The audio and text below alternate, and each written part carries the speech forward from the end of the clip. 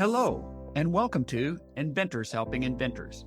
I'm your host, Alan Beckley, inventor of the Wonder Wallet.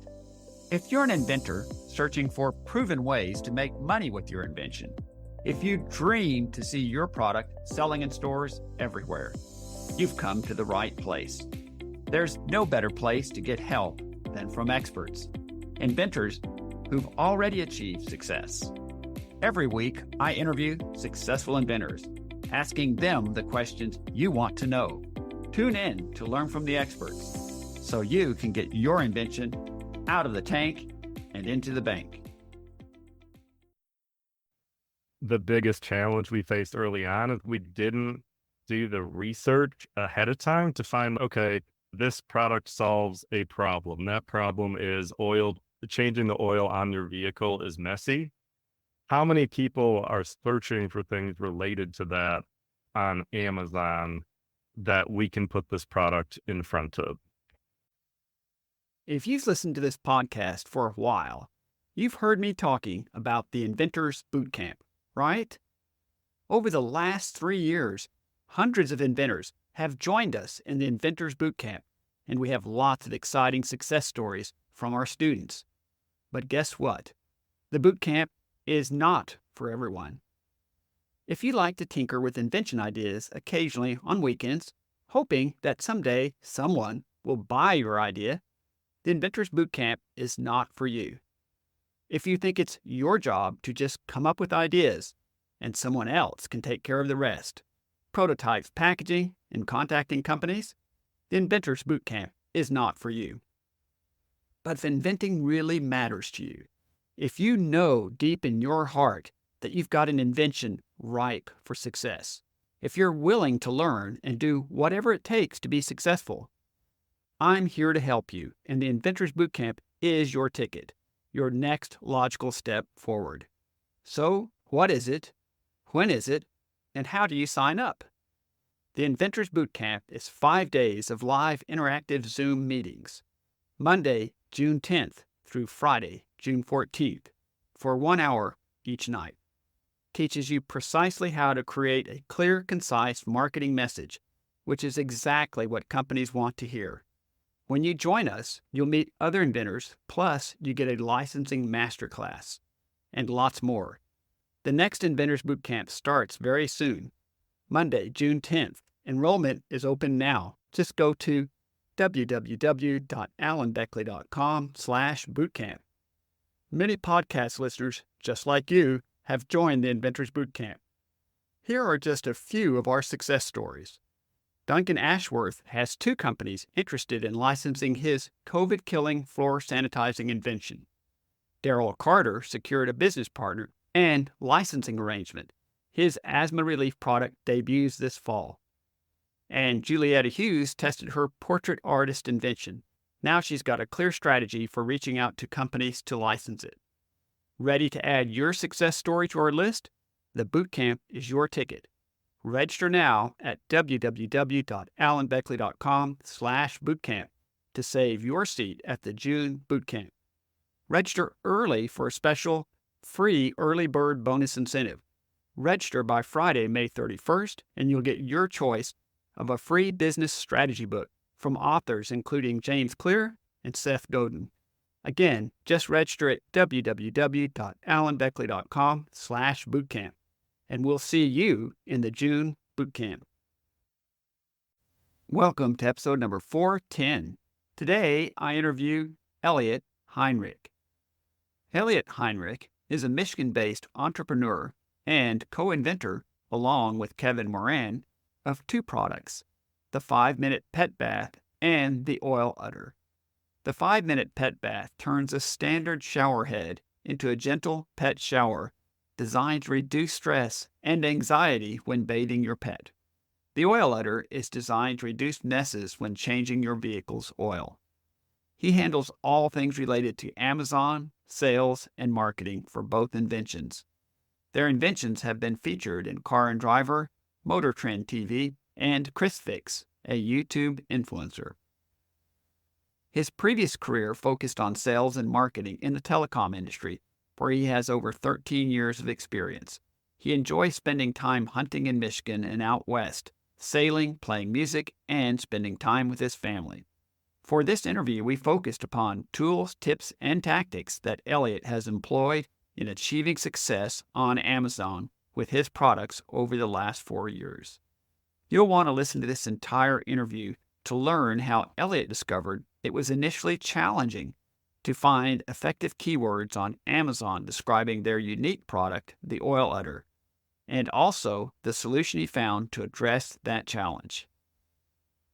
Also, how Elliott and Kevin spent thousands of dollars attempting to defend their patents from knockoffs on Amazon.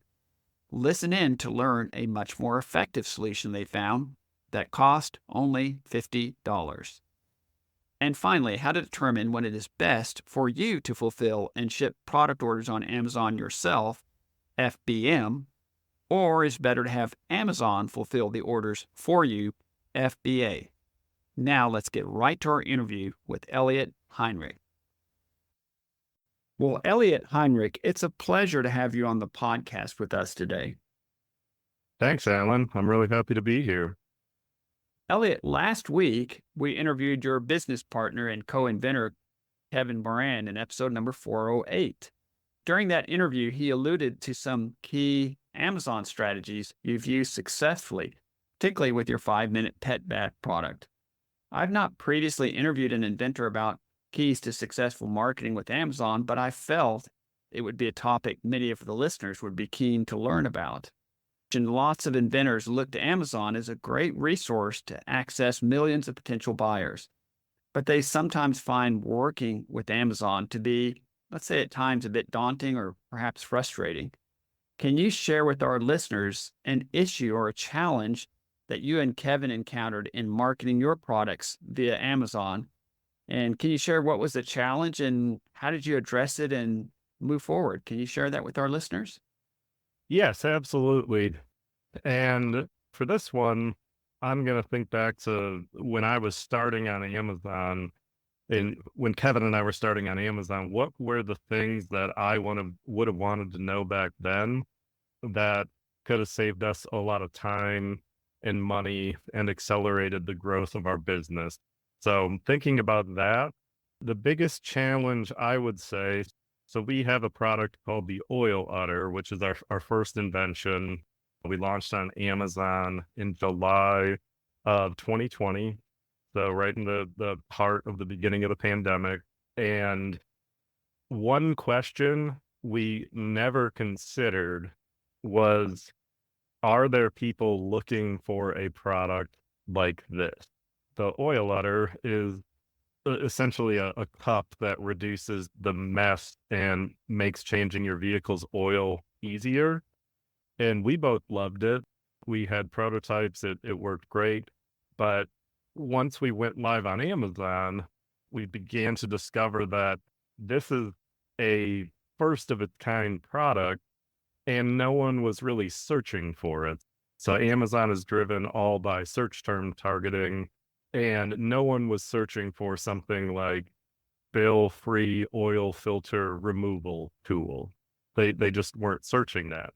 We got off to a real slow start, and we were spending a lot of money on what they call PPC, or pay-per-click advertising, which is essentially I'm putting in a search term like spill-free oil filter funnel, and then we're paying each time someone clicks our link when we're sponsoring that search term. And we were just spending a lot of money in PPC advertising because people weren't really searching for a product like this because it's the first of its kind, essentially. And so, yes, to answer the question, that is the biggest challenge we faced early on, is we didn't do the research ahead of time to find, okay, this product solves a problem. That problem is changing the oil on your vehicle is messy. How many people are searching for things related to that on Amazon that we can put this product in front of? You make several really great points there that I'd like to highlight for our listeners.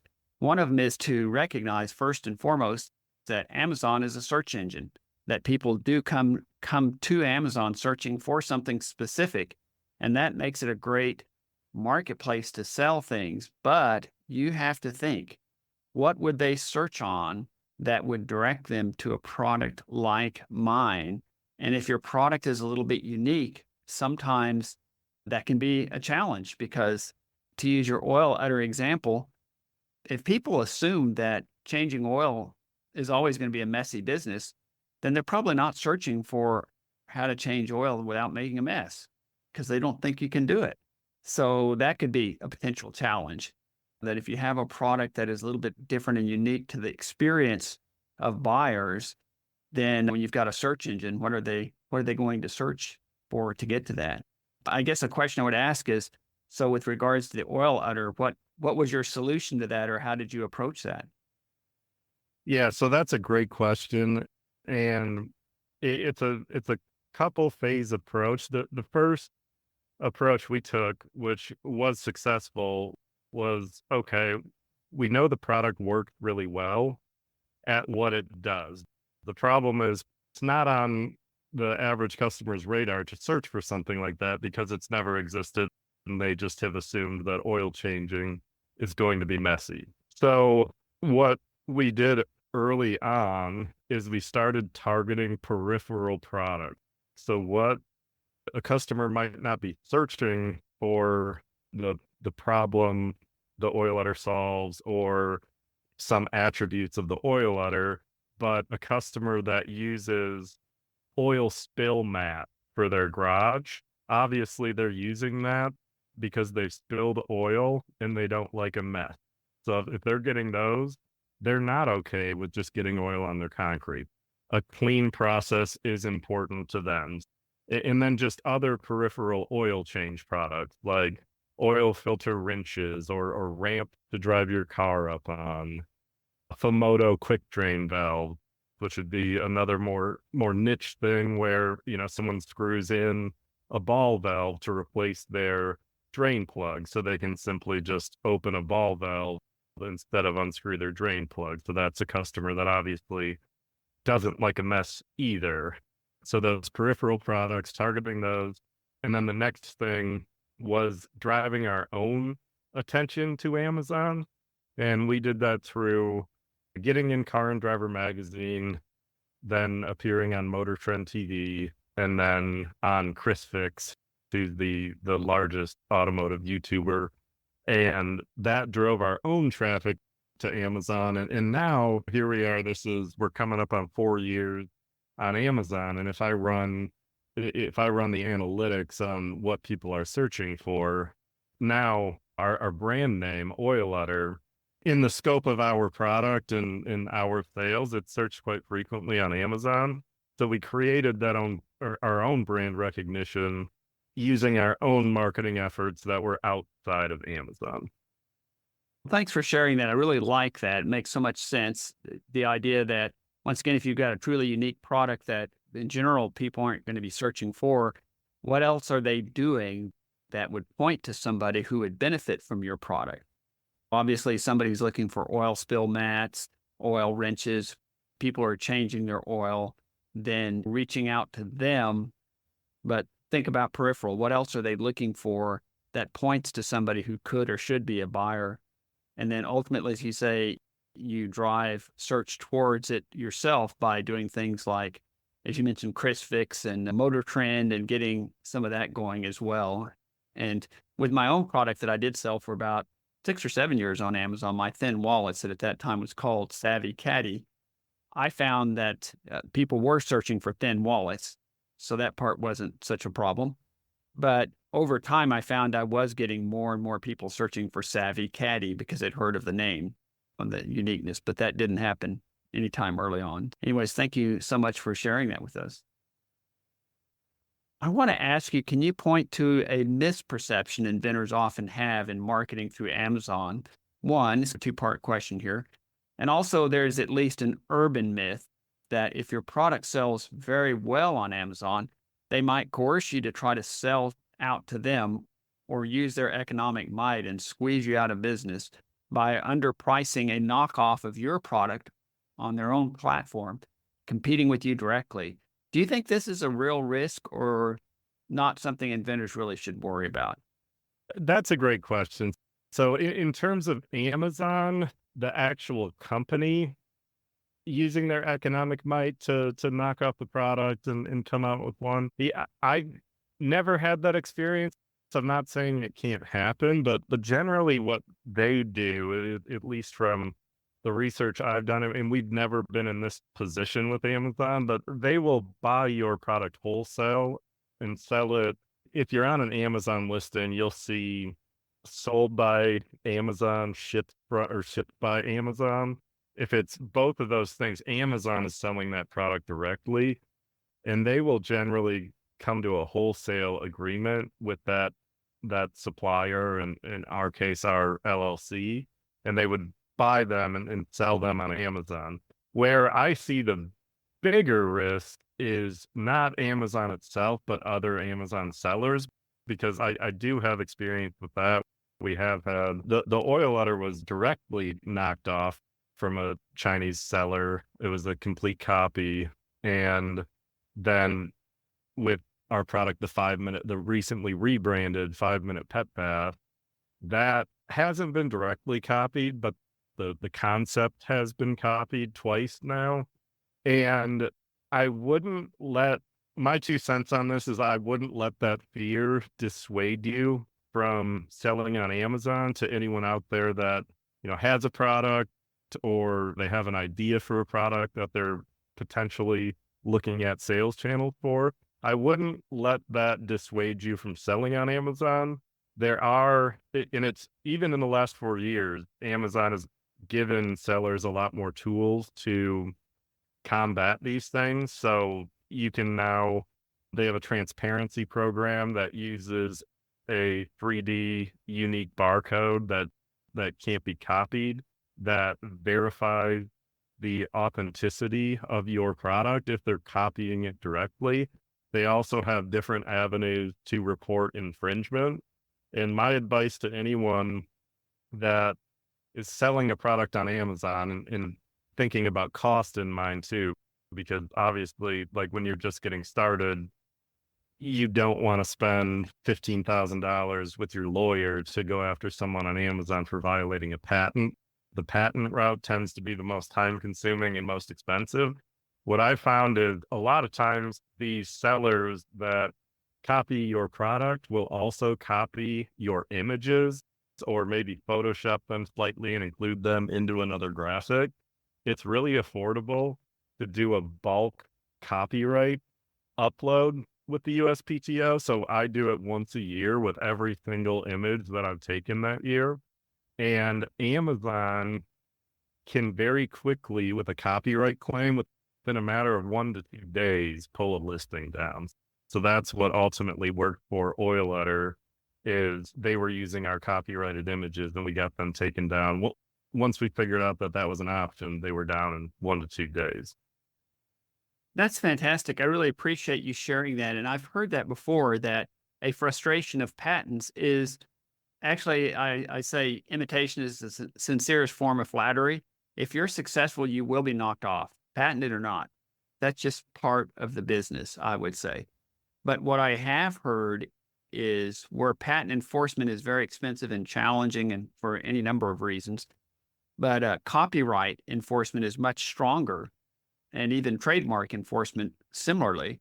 So doing the bulk copyright upload seems like an ingenious idea, because it's a lot more black and white. In other words, you can compare and say, oh, this is exactly the same thing. Obviously, they're knocking it off. So that seems like a really great strategy, and it seems like it's one that would be pretty cost effective. Yeah, absolutely. And I think it's $50 to upload up to 2,000 images.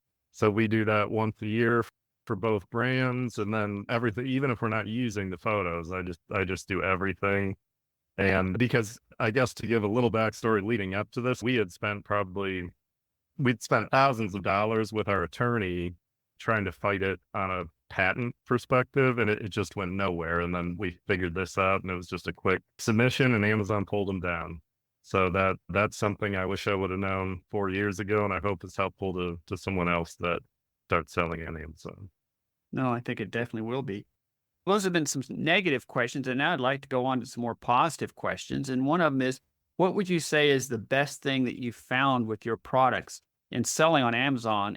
And are there key actions or steps that inventors should take early on to optimize their results selling via Amazon? Could you share that with us? Yeah, absolutely. And I think the most obvious thing, and Alan, you mentioned it earlier, is just the amount of eyes you're going to get on the product. Amazon in itself is the most powerful e-commerce platform, and they compete with some retail giants as well.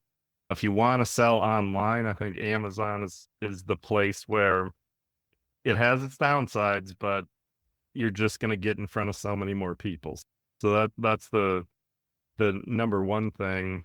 And then in terms of your invention or your product or the idea itself, you can quickly get a lot of data about your product and things that you might need to change.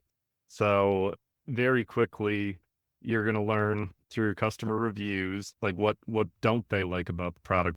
What do they like about the product?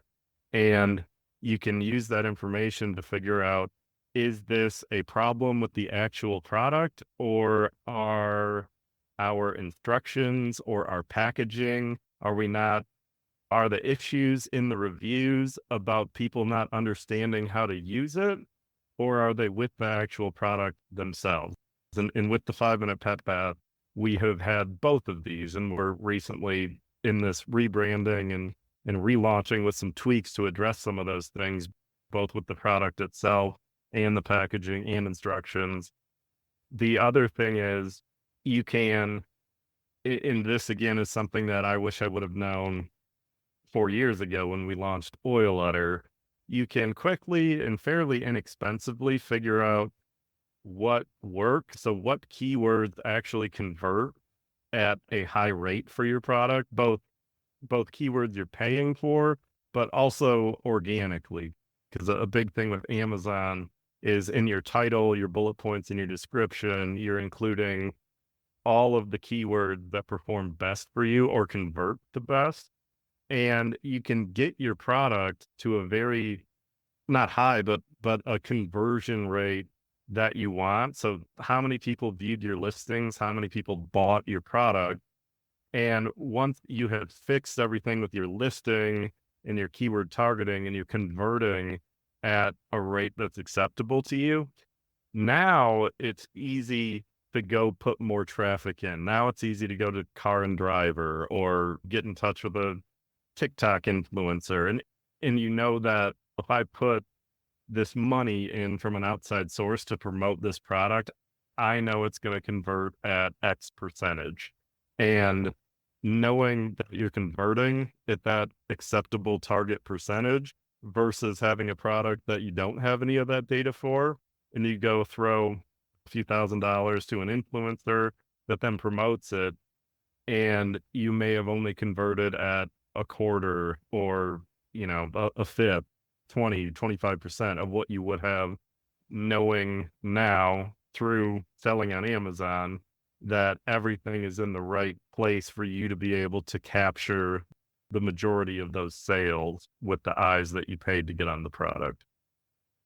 Yes, thank you. And there's some great information there for our listeners, and particularly glomming on and understanding and finding the keywords that work for you, both the pay-per-click type keywords as well as organic keywords, and recognizing which ones drive the traffic to your product, and then make sure and creatively use those keywords in your descriptions, etc. And then also, as you said, once you have that data, because you get lots of data from your product, lots of reviews, and the reviews tell you a lot of valuable things, then you can research through that and say, maybe our instructions need to be improved. Why is it, are people misunderstanding how to use it? Or is there some kind of flaw or challenge with our product that we could correct? So besides the fact that it's a great place to sell, it also gives you a lot of valuable data and metrics that you then can use to improve your marketing writ large, I would say. Yeah, absolutely. And another thing too I'd like to mention about Amazon is you can do A/B experiments, see what works better than something else with your images, title. things like that. So I look at it, if you're launching a product early on, this is a very inexpensive playground to run experiments to get your product in the place where you want it to be from a presentation and a conversion rate perspective to then expand to other sources of marketing and spend additional dollars to bring more people to view your product. Yeah, that makes so much sense. One option Amazon sellers have is to ship their product to Amazon warehouse and have Amazon handle the fulfillment and shipping of orders for them. This can free up time for the inventor and use Amazon's fulfillment and shipping expertise. But my understanding is that fulfillment by Amazon or FBA does have significant costs. Could you share with our listeners your tips and tricks regarding when the inventor should handle their own fulfillment and shipment, and when does it make more sense to have Amazon do it for them? Could you give us your thoughts on that? Yeah, I can. Amazon knows the position they're in. They're the largest e-commerce retailer, and the biggest cost when you're selling on Amazon is the referral fee, which is going to be the same whether you are shipping the product yourself or Amazon is shipping it to the customer. So FBA fulfilled by Amazon or FBM fulfilled by merchant. For our products, it almost always makes sense on Amazon to do fulfilled by Amazon, FBA. Now, on our website direct, we're not paying the Amazon referral fee. So, just to give you some examples, the costs us about $5 more to do FBA over FBM in terms of Amazon fees. But now you consider like an oil letter, for instance. When we first launched it, I think the cheapest shipping fee was $3.18, and that was in the northeastern United States, which we're located in Michigan. Now it's over $4. So shipping on an oil letter is anywhere from $4 to $7. If Amazon's charging $4.99 is their FBA fee now for that product, then it changes based on the weight of the product, the category you're selling in. It's not static, but in our case, it almost never makes sense to do fulfilled by merchant because our shipping cost is generally more than what Amazon charges to fulfill it.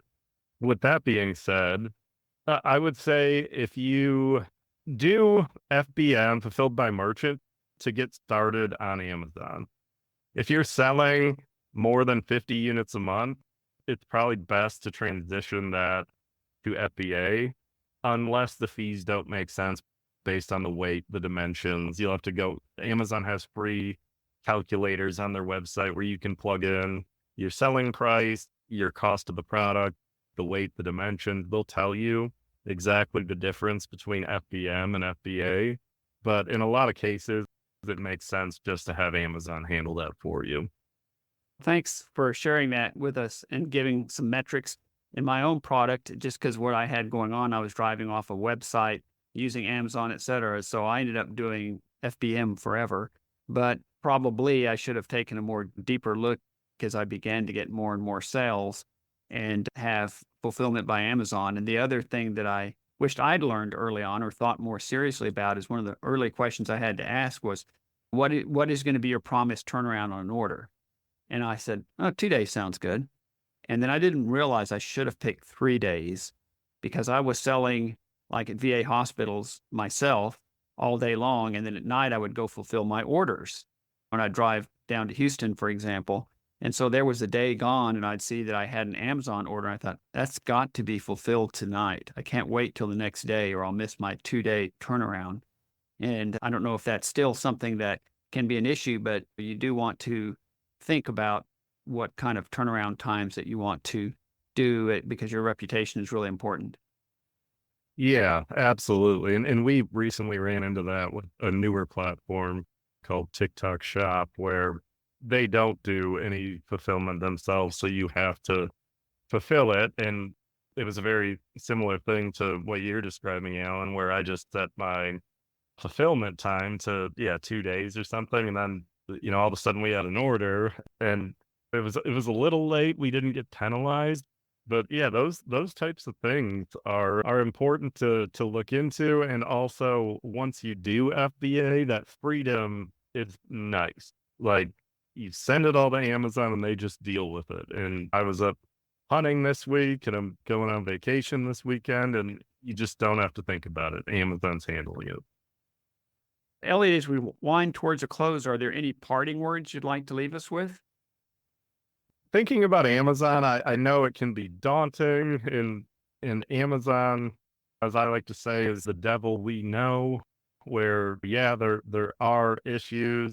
You're certainly opening your product up to a lot of eyes, both in this country and elsewhere, that might try to knock you off. But I would encourage anyone who has an invention, a product that they're already selling, or someone that just has an idea, to poke around on Amazon and get a feel for what their market would be, what people are searching for. There are plenty of free tools or tools that have free trials available where you can see the exact number of searches for gentle pet shower in a month. Any search firm, you can see how many people are searching that in a month. You can see what your competitors are selling. You can really get a good idea for that landscape of what it would look like if you did put your product on Amazon. And you'll get a lot of data by trying to sell on Amazon. Like I mentioned earlier, you'll see how you're converting. You'll see what the reviews are. Maybe there's some tweaks you need to make to the product, the instructions, the packaging. Maybe you are targeting the wrong person. Like, for instance, Oil Udder works really good with vertically installed filters. It doesn't work for horizontally installed filters. So if I'm targeting a customer that has a Nissan Rogue, which is a horizontal filter, they're going to leave us a lot of bad reviews because it's not designed for them. So you can see all that stuff by just taking a tour around Amazon using the various tools that are out there. And you can also do that pre-prototyping. Kevin and I have we just have a list of problems, and then we'll come up with a solution to the problem. And then I'll go on Amazon and see if it's worth trying to bring that problem or that product that solves the problem to market. So you can use Amazon not just after you've invented something, but before you even start trying to invent something. You just have a problem and you're trying to see if people want a solution for it, or how easy it's going to be to launch that. So I wouldn't throw Amazon away. I think it's an incredible platform. You're going to get more eyes on your product, more visits to the product page than anywhere else. And yes, there are some downsides, but don't ignore it. I would encourage everyone to check it out and learn more about Amazon. Yeah, I think that's fantastic. And I hadn't thought about the concept of testing out even a new product idea by using the metrics and searching and seeing what the volumes might be and whether it's worth pursuing. So that's another great tip for our listeners. And my last question then is, how can our listeners reach you if they have other questions? Yeah, absolutely. So it's my last name and then my first name on Instagram. So Heinrich Elliott, HEINRICH Or if you want to get in touch with me by email, the easiest place is Elliott, 2 L's, 2 T's, at oiludder.com. So on Instagram, they can just use your last name, Heinrich, HEINRICHELLIOTT.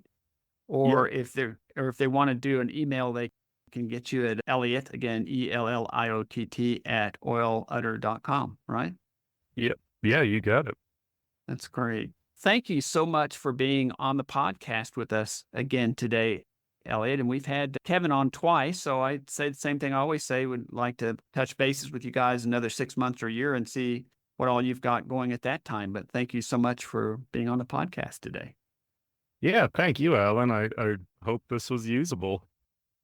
Oh, absolutely. So thanks a lot. Awesome. Thank you. So you're done searching for your product and it's not out there. Yay!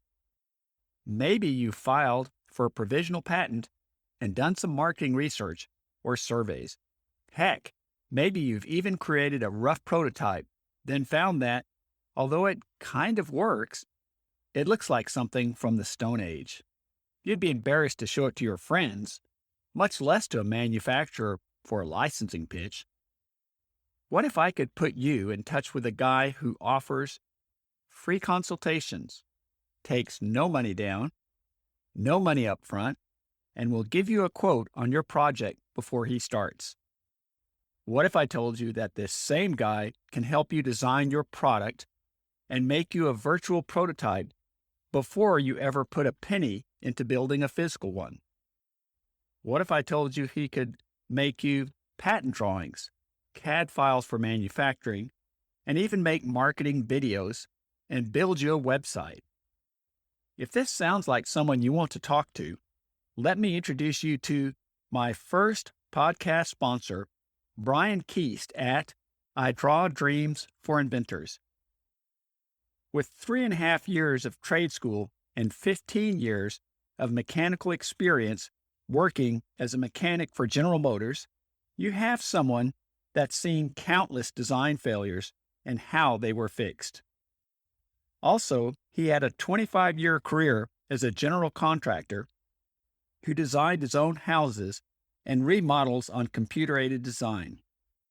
In getting plans through countless building departments, he gained a tremendous amount of experience by working directly with structural engineers. The many years of combined experience in these two careers gave him a unique look into stresses and failures in design. He brings this wealth of knowledge and experience to his company, I Draw Dreams, as the CAD guy who will design a product for you that will work. Every inventor I've referred to Brian has come away delighted with the work he has done for them, and I think you will too. Just make sure to tell them that Alan sent you.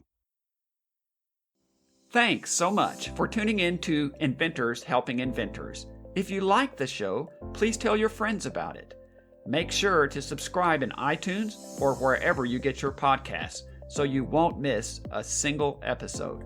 Talk to you soon.